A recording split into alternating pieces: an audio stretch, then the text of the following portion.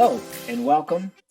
I'm Jonathan Hefter, and this is Coming Home to HMT, Coming Home to Homemade Theater, a project of homemade theater intended to build awareness of and support for homemade theater in these extraordinary times. This is an interview series, and I am delighted to welcome our very, very special first guest on this first episode of Coming Home to Homemade Theater. Please welcome the 21st mayor of the city of Saratoga Springs, the Honorable Meg Kelly. Thank you, Jonathan. That was a great introduction. I appreciate it. There's your custom intro music. I had, if you're the president, you get hail to the chief, but poor mayors around the country, you don't have anything special like in the can when you walk out, do you? Well, no, we don't. But, we just want to be at least appreciated for all the work that we do. If you were going to have custom music, what would it be? What would you like to walk out to at public events? We Will Survive. Ah, lovely. Now, you expect for that to show up in post-production. Well, thanks for taking time. We're delighted to have you on as our inaugural guest. This is born out of an urgent need for homemade theater to spread awareness of basically the state that we're in. And I wore my best T-shirt for you this morning. I'll send you one, but we sold all our swag to keep the lights on at the theater. But like so many organizations, businesses, of course, profit and nonprofit, there's a real struggle happening at homemade theater. And you're a perfect first guest because you have such a consistent track record of supporting the arts and community organizations. And I'd love to give you a moment at the top here to explain why it was important for you to make time in your day and what does it mean to support organizations like homemade theater? Well, in these times, I think we have learned that Saratoga Springs is more diverse than ever. And I think that the arts are such an integral part of our community that we need to be collaborating together to make sure that every arts institution makes it through this pandemic. And what I'm seeing is just that. I think that everybody's trying to pull together. We're trying to help each other, and we'll come out the other side. It's just we have to pull together, and that's what I'm trying to tell everyone. If we could just hang on, I think that next year we'll all be on the other side of this, moving forward. But it's tough. I mean, it's really tough to keep the lights on. Like you said, you're selling all the swag. I mean, everybody has to do all these different things to try to keep their lights on. And I'm telling you, I think through this pandemic, we've seen some really, really creative programs come out of this, especially how do you take theater online, for children, for adults, for anyone, theater outside. I mean, we're doing a lot of different creative things. And I think that that's what it's all about. I mean, if you want to keep your lights on and keep moving forward, we have to keep, recreating. And what a group of people to recreate, it's the artists, right? So they're doing a terrific job. Certainly no one gets rich doing local theater. And so, yeah, it definitely is a passion project. I'm wondering if you could talk a little bit about that spirit of collaboration. I mean, your term started with lightning hitting City Hall and now a pandemic and, unrest around the country. What message do you work to model when it comes to the administration and the workings of the city around collaboration and a spirit of dialogue and conversation? What's shown up for you in your term here? Well, coming into my first term, we had lightning strike. So that made, we had to work together as a council, which we've been doing for now 3 years that I've been in office. And we work together really well. Collaboration is not just City Hall, though. It's the community coming together. And I've worked with Skidmore, Cafe Lena, SPAC, the Arts Center. I mean, all across the board, I've communicated with everybody throughout my term. And I do believe that staying level, not getting too excited, keeping your head on, is all the things that you have to do when you're going through these processes where City Hall was struck by lightning. What do we do? You know, you just make your list and you start going through it. We have a pandemic. What do we do? You go through your checklist. We have Black Lives Matter. What do we do? How do we get through it? We have to create a task force for police policy reform. How do we do it? So I'm more of a process person than most people would think, because that's how you get things done. And I do believe that you know, people look at me and I do believe I've heard them say that, you know, you don't really get too excited about anything. And I said, that's me, you know, because I'm always thinking about the process and how we can get to the next step and get the job done that is at hand. And so I think with, you know, bringing it back to the arts, there's a lot of great leaders in this city in the arts. I'm going to tell you, I have, you know, we are blessed to have the leaders in the arts institutions in Saratoga Springs that we have, because they are creative and they are creating new processes overnight for this pandemic. For sure. And they're really trying to stay alive. So creativity is there, which is a terrific thing. I think that, you know, what I've seen is just unbelievable. So again, it's putting it back to the leadership, to each institution and what they're doing. And that's how they all will get through this, is, you know, collaborating and with their own personal creativity, bringing a new process to each institution. You mentioned reaching out to organizations. I know you're integral with the Arts Council and obviously close with Elizabeth Sobel at SPAC, and we're known for the arts here in Saratoga. What are you hearing out there, and what are you noticing about levels of innovation, and how are people's spirits out there when you're talking to an Elizabeth or the folks at the council? What's the pulse out there? Well, I do think that, you know, everybody kind of has this deep breath moment. Mm-hmm. You know, like, okay, what else can they throw at us? We need to get through this. And but I do believe the arts institutions, glass is always half full, which is an amazing thing. I'm a glass half full person.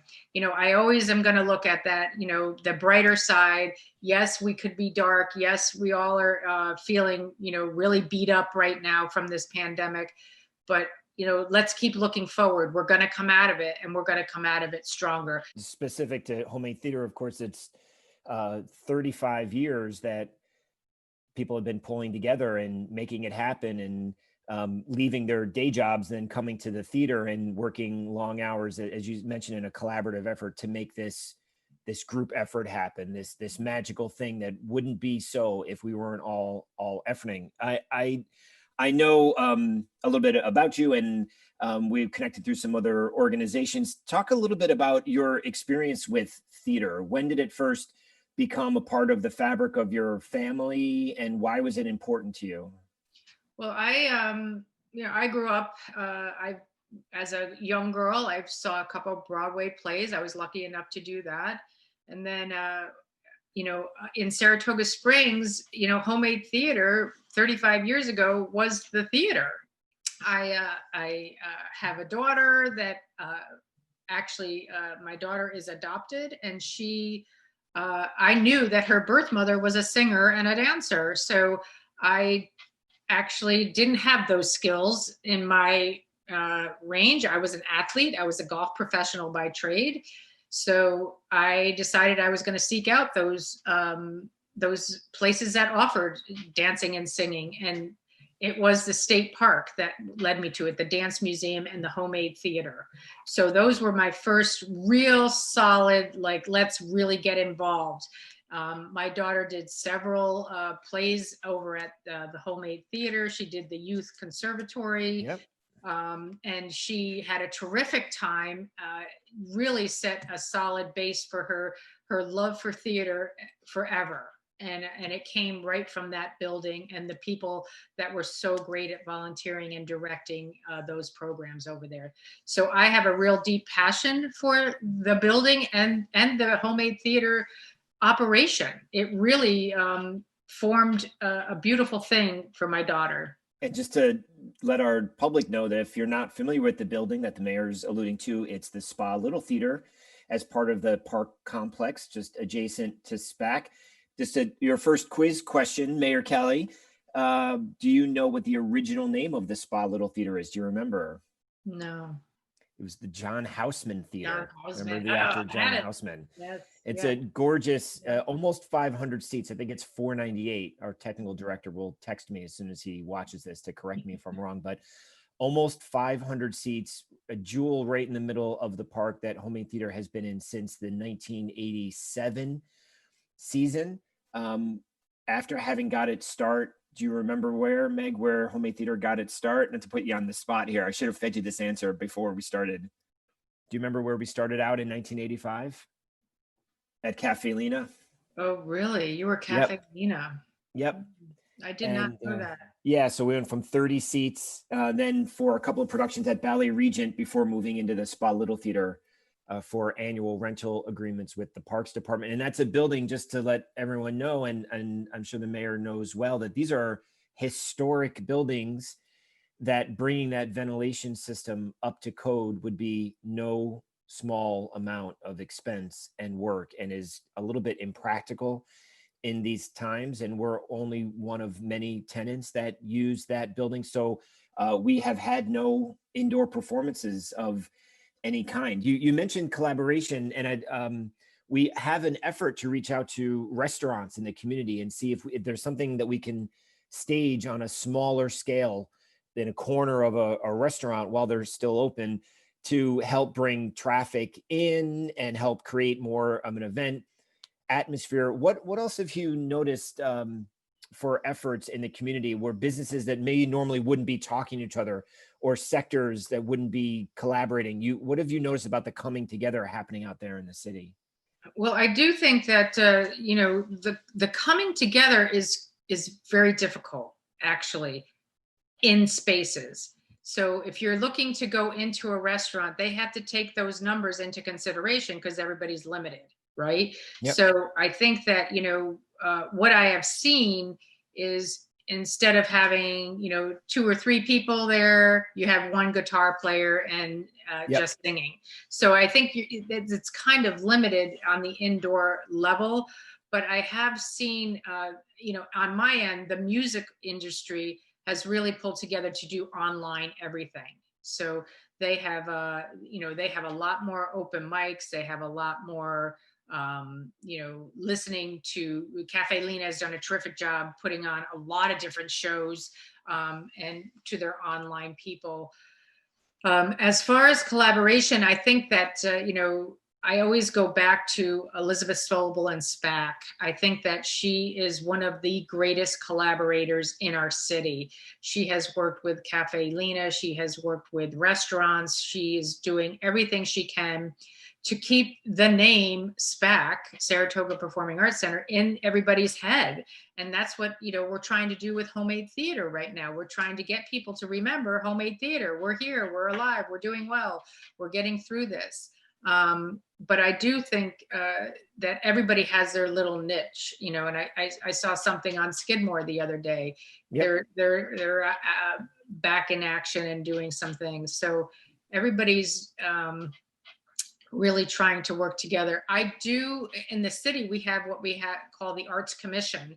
I don't know if everybody out there is familiar with that, but they are people from all different areas of the arts, and they come together, and they're doing a little talk, quarterly talk shows now on Facebook Live. So you're going to meet different people throughout the arts industry through the Arts Commission's Facebook Live. So I think that that's helping out a lot too.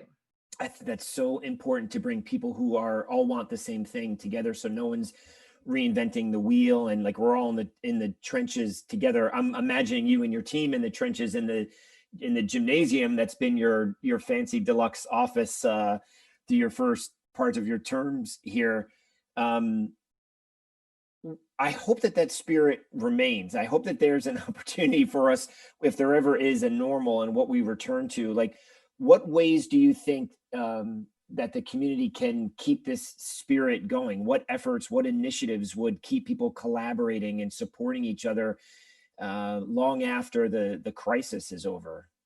Well, I think that I always like to look at the duplication of services, right? So, um, I always go back to children. Who does children's programs?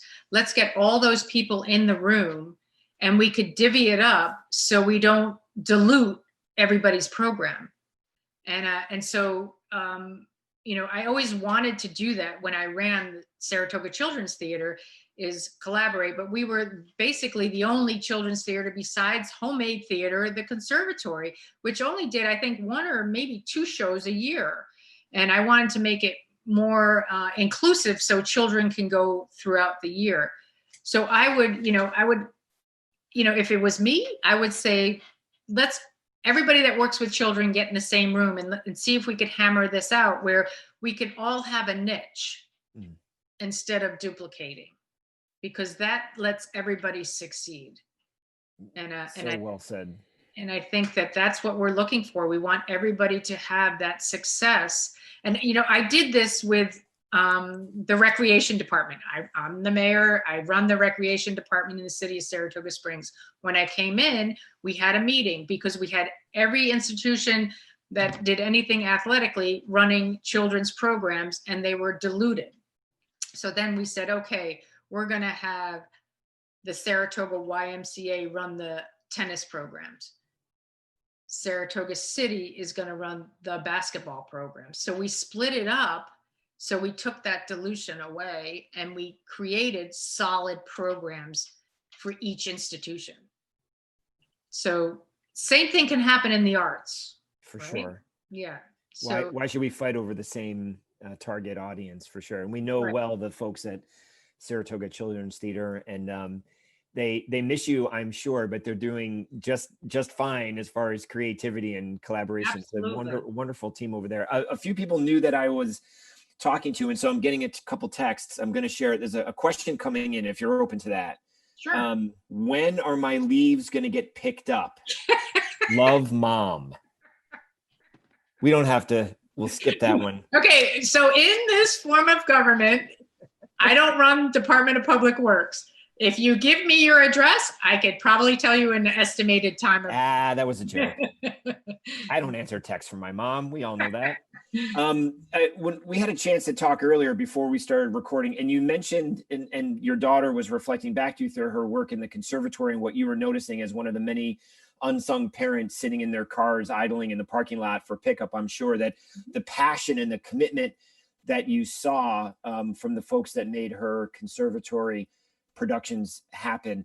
What ways do you feel the community's passion for coming together has come out specifically during this time? Like when you're out there talking to the community and talking to business owners, what are you hearing is most important to them? Most important is safety. Wear your mask.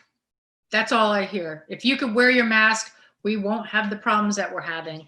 So I think that after that, it's been really, really hard on retail. I'm going to say that retail has been hit really hard downtown.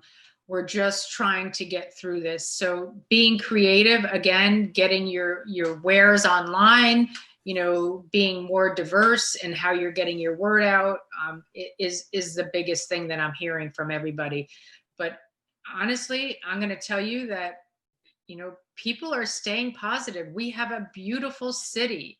We have a vibrant city. It will come back. And that's the message that I want to tell people.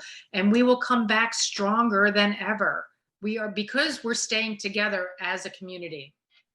I think Wear those masks for sure. Starts with wearing your mask. Thank you for your mask. Reminding us all of that. And I know I've seen you at the theater. I know you've been there. You mentioned you've come to the McCrell's performances and our Theater for Families slots in December, and those are always all so well attended.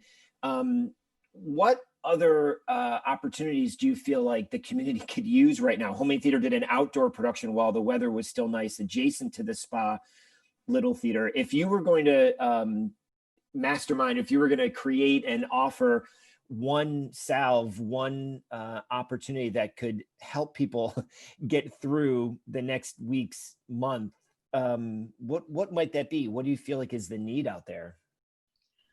Well, I think that the need, especially going into the winter months, is, the need is to keep everyone healthy. That's my biggest priority right now, is that we have to keep everyone healthy, and wearing your mask, staying at home, not celebrating with big parties over the holidays. I mean, these are all things that have proven in the past to be super spreaders.